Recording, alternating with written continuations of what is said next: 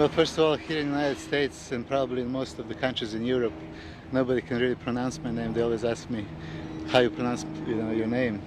My first name is Milos and last name is Sarcev. However, everywhere in the United States and in Europe also, they call me many other names: Mitso, Milo, Milos, and so on. But my real name is Milos. I'm Yugoslavian. I won Yugoslavian championship back in 1986 and 87. I turned pro in 1991, and probably most of the people that follow bodybuilding know I did 47 shows in the last 7 years. I have 9 more shows to go this year and next month, so that's going to probably be record-breaking, like 56 competitions in 7 years. The reason I was doing this is because most of the people said before it's impossible to peak, show after show, month after month, and I just wanted to prove them wrong. And I really believe if you're dedicated and disciplined, you can do it. It's just a matter of dedication, that you're gonna set your mind to it and go ahead and compete. This year for Olympia, after 2 years of resting, I decided to compete, mostly because I believe that right now is the time for change. Flex Wheeler winning 3 shows this spring, and then myself winning Canada and Chris Cormier, Night of the Champions. I believe there is a little bit, trend towards a more aesthetically pleasing looking, symmetrical, proportionate physiques, more than just muscle mass freaks. Me as a bodybuilder, I have to say that I do admire very much so all those champions, Dorian especially, Nasser, Jean-Pierre Fuchs, Mike Francois and Paul Dillette, all the monsters. And I just believe that bodybuilding is a little bit more than just plain muscle mass building. Mike Francois said in last year's Olympia that's what bodybuilding means. I would disagree with this. I do believe that all of us start bodybuilding for one purpose: to look good, to be satisfied with the way we look. And I achieved that look, and I really wouldn't want to change my physique with anyone else. But I do have to say that I respect all those big monsters, because I know how much dedication and hard work is going into making so much muscle mass. So anyway, to go back to the point, this year I'm competing again at Olympia, hoping that I can break the top 6 for the first time. I competed 4 times already, and this is my 5th Olympia. And this is solely on that fact that I believe that right now we have that new fresh wave need for aesthetically pleasing physiques to come on top, because I think for mainstream public, for general audience, they would probably like to see more realistic physiques. When I started back in '91, Lee Haney was considered a monster. He was 5'11", competing 245 pounds, and he was unthinkably big. Since then Dorian set a new standard, and now there are a few guys to follow, and Nasser is probably pushing that limit even more right now. I believe he's going to compete somewhere about 280 at the same height of 5'11", which I really don't think it's even humanly possible. However, he achieved it, so somebody says this is progress. However, I think that it's going in the wrong direction, and I can say that even 5'11", 240 pounds that I'm right now, I don't feel comfortable being this big. So I hope they're going to change the criteria this year. You see, there's so many great champions nowadays. Just going to Olympia, competing among the top in the world, it's very respectful, and I would have to say I respect all the guys that made it there. A lot of professionals aiming to qualify for Olympia year after year, and they can never achieve that. And I have to say that all the 15 guys that are competing this year are top professionals. Now we all have to be confident and believe in our abilities to place high, and to have that self-confidence that we have what it takes. However, because of inconsistent judging criteria, we really don't know which way they're gonna go. And I would just like to mention an example that last year we had apples and oranges in top 10, one after another, like Dorian winning first place, Sean Ray being second, and Nasser third.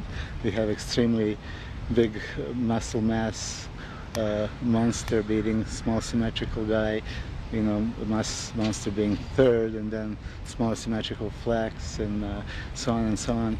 I think what we really need is to get the answers from top officials and judges what bodybuilding really is, what they're looking for, and that normal answer that they always have, just best physique of the day. The total package really doesn't mean much to us, because we have a lot of genetically gifted guys that come into the shape, into the contest in poor condition, and they're being awarded because of their name or their genetic potential, but really condition would be really poor. Then we have guys that come into extremely good condition, and because of that they sacrifice some muscle mass. They're usually penalized for actually achieving that ultra shredded look. I would have to say that Dorian is actually just only one example, but maybe Sean Ray also in that category, that every time he competes he comes in 100% of his shape, and condition is just unbelievable. I have to say that he did set that new standard, and everybody really keeps following the right now. A week before the show I'm exactly 240 pounds. My condition is on target, as you know, because I compete so often. I know how to measure my condition so many days out. I did 4 photo shoots in the last 3 days. It will mess me up, and I believe I'm gonna have next 5 days to change my principle and do a little bit things differently, just to come in my 100% top shape for Olympia. I'm very pleased, I'm satisfied. I think that I'm going to present my best physique and condition yet this year at Mr. Olympia.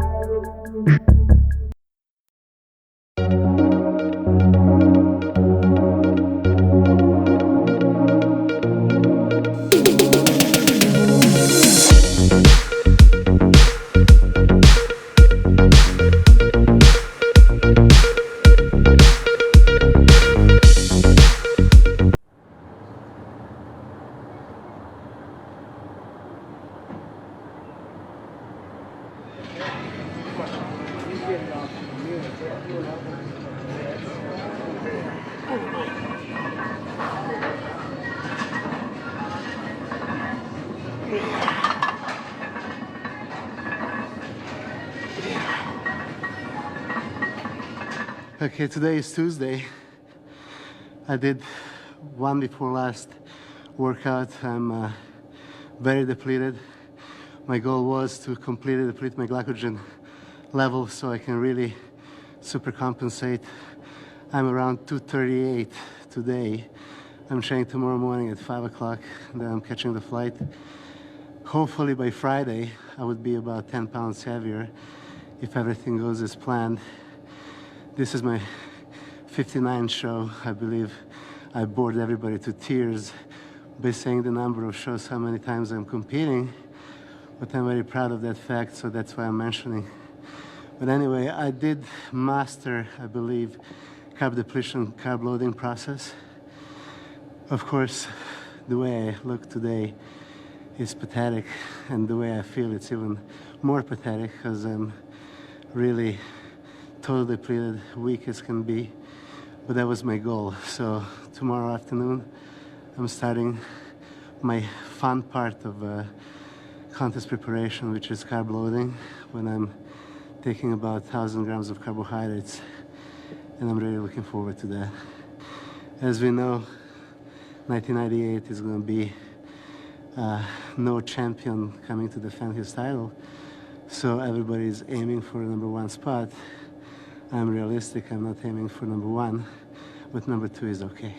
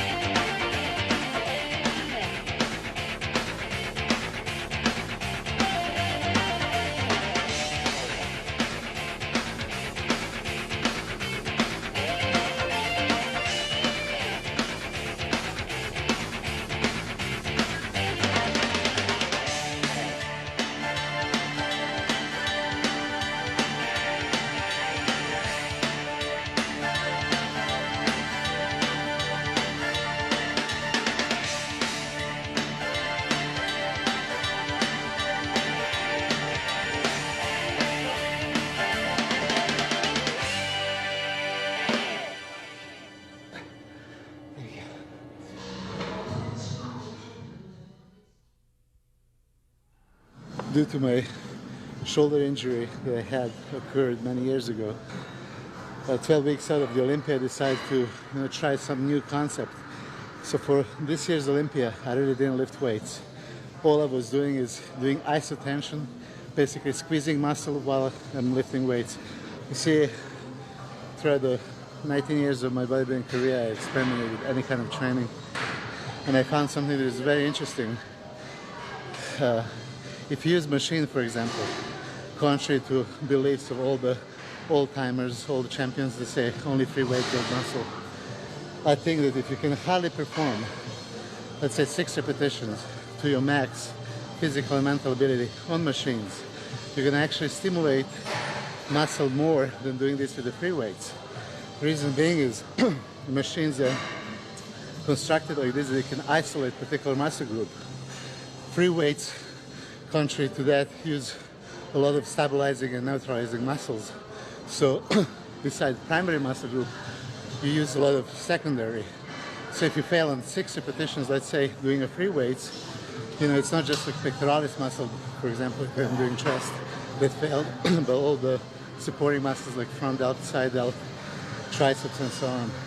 If you're doing a machine and you fail on 6 repetitions, by doing isolation movement, most likely you're gonna stimulate more of a white muscle fibers on your pectoralis. Well, this is exactly what I was talking about. If I was lifting weights, I can usually do stack at 330 pounds for about 20 repetitions. This time I was going just by feeling the muscle, squeezing, contracting, and I failed on a 6th rep. I also want to mention that this year, thankfully, flex equipment moved to my hometown Temecula. I had a chance to work on a lot of flex equipment, and I use them basically for my whole Olympia preparation. This is a flex incline press, and this is one of my favorites. It really hits upper chest to the max. So after I perform that one set to the max, I would try to drop the weight and perform higher rep set in the same manner. Again, this is different. This is lifting, and this is contracting.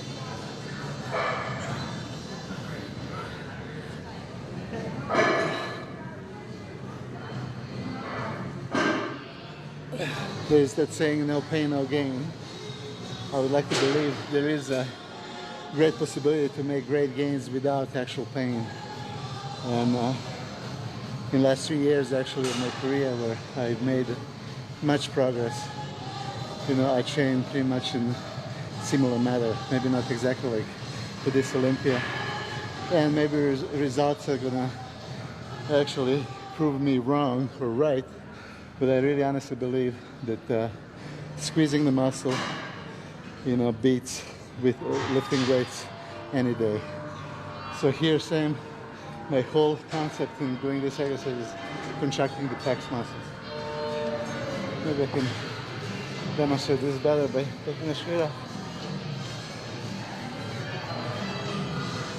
So here, my goal is not to lift weights again, just to squeeze my pecs. Again, throughout the years, I had a lot of personal clients that I was training, and I gave them this concept, and I can swear every single one of them trained this way with very great success.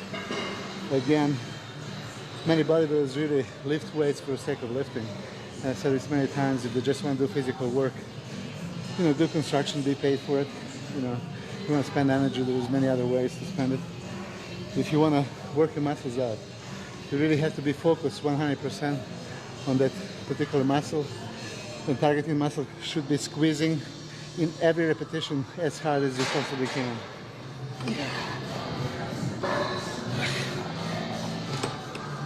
Here's one of my very favorite chest exercises, close to the contest. Is really, this brings out definition, striations. It's cable crossover that I believe everybody's familiar with. Again, my main concept here is to forget about weight that I'm lifting and just keep contracting.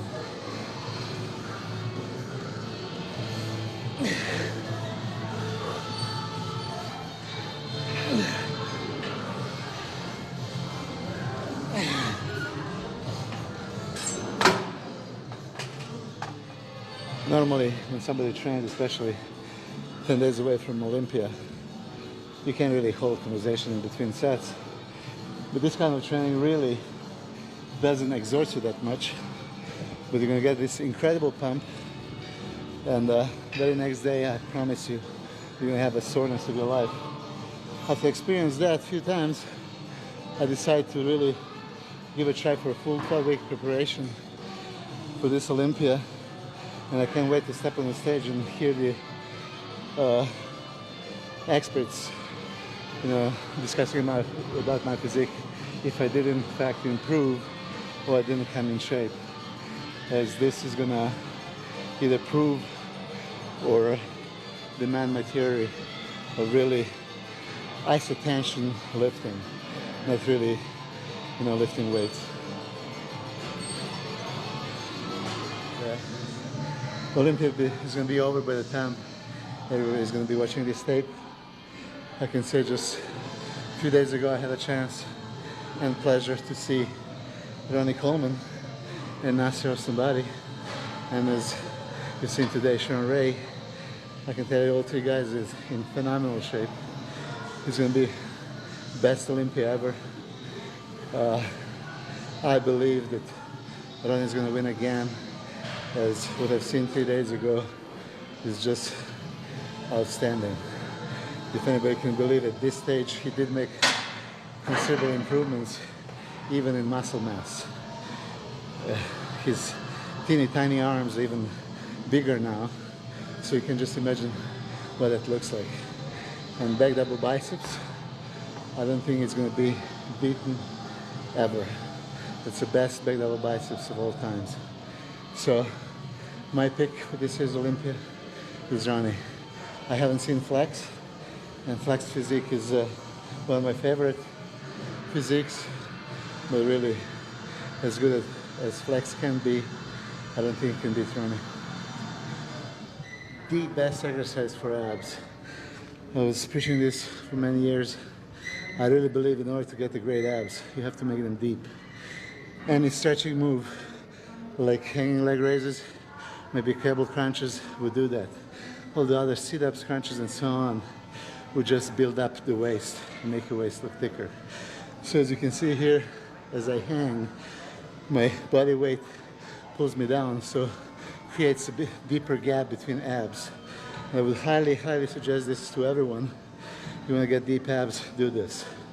Now, of course, if you can do too many reps in the beginning, don't worry about it. Strength comes very, very fast. Another thing is, again, important, stretch and squeeze on every rep. Most of the people are doing legs all the way through, even week before the show, which I did in the beginning of my career. And then fortunately, I had a chance to go to the European tour. Then for 6 weeks, I didn't train my legs at all. Interestingly, 6 weeks later, my legs were more shredded, more defined, and they didn't lose any size. And I contribute this from not really training them heavy, bringing all that blood in, and therefore, they really, get more defined and create all those striations. So ever since then, I really never trained my legs 2 weeks out. Also, my little secret is, if you see, I'm rotating my foot a little bit, and I believe that creates this separation much more than going just straight.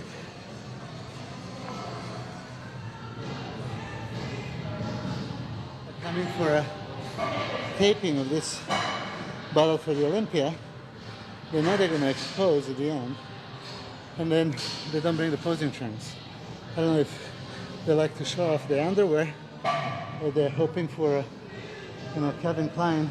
But I would say, if you're going to pose, be ready for it. I would like to say that since June 1st, I became a proud owner of Powerhouse Gym Fullerton. Myself and my partner, Mike Bakonis, took over a lot of top professionals already training here. I would like to mention John Brown, one of my idols. Reason why I became a professional bodybuilder is John Brown was a guest poser in Yugoslavia back in 1983, and after seeing him perform, you know, I decided this is what I want to do.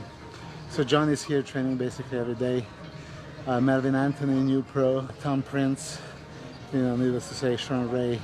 He's been training in this gym for years. Thanks to the support of family Dabish. And I want to say that I really want to thank Will and Noam Dabish for giving me this opportunity to be part of their family. Second thing that I would like to mention is really flex equipment. All the crew, Borko, Mark, Dan Block, they were all really behind us. Sean Ray in particular, and myself, they're helping us out for this gym. And for this preparation for this Olympia, as I said, I didn't really use free weights. I mostly rely on flex equipment, and I would like to give them a credit for that. I just want to mention that anybody that is in Orange County, please come visit us here. If you want to do, you know, good serious training, this is the place. We open 24 hours a day. They can contact me here in Powerhouse Fullerton. Phone number is known 714-680-8881.